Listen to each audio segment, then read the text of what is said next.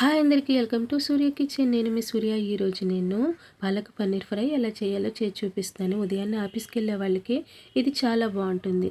ఎందుకంటే చాలా సింపుల్గా తొందరగా అయిపోతుంది, టేస్టీగా కూడా ఉంటుంది. మరి ఇది ఎలా చేయాలో చేసి చూపించేస్తున్నాను.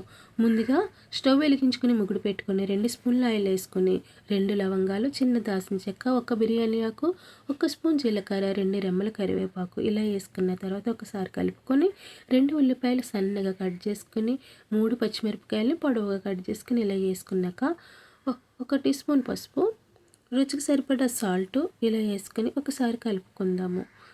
1/2 టీ స్పూన్ అల్లం వెల్లుల్లి పేస్టు, కస్తూరి మేతి మరీ ఎక్కువ వేసుకోకండి, చేదు వస్తుంది. అందుకనేసి 1 స్పూన్ వేసుకుంటే సరిపోతుంది. కస్తూరి మేతి వేసినాక బాగా ఫ్రై చేసుకోవాలి. ఉల్లిపాయ బాగా ఫ్రై అవనివ్వాలన్నమాట. తర్వాత నేను 4 కట్టల పాలకూరని శుభ్రంగా కడుక్కొని ఇలా సన్నగా కట్ చేసుకుని ఈ విధంగా వేసుకున్నాక మూత పెట్టొద్దు, ఎందుకంటే పాలకూర ఇట్టి ఉడికిపోతుంది. మూత పెడితే వాటర్ వస్తుంది కాబట్టి మీరు మూత పెట్టకుండానే ఇలా ఫ్రై చేసుకోండి. దీంట్లోనే 1 స్పూను ధనియాల పౌడర్ ఇలా వేసుకుని బాగా కలుపుకున్నాక పన్నీర్ ముక్కల్ని ఈ విధంగా కట్ చేసుకుని వేసుకుని బాగా కలిసేలాగా కలుపుకోవాలి.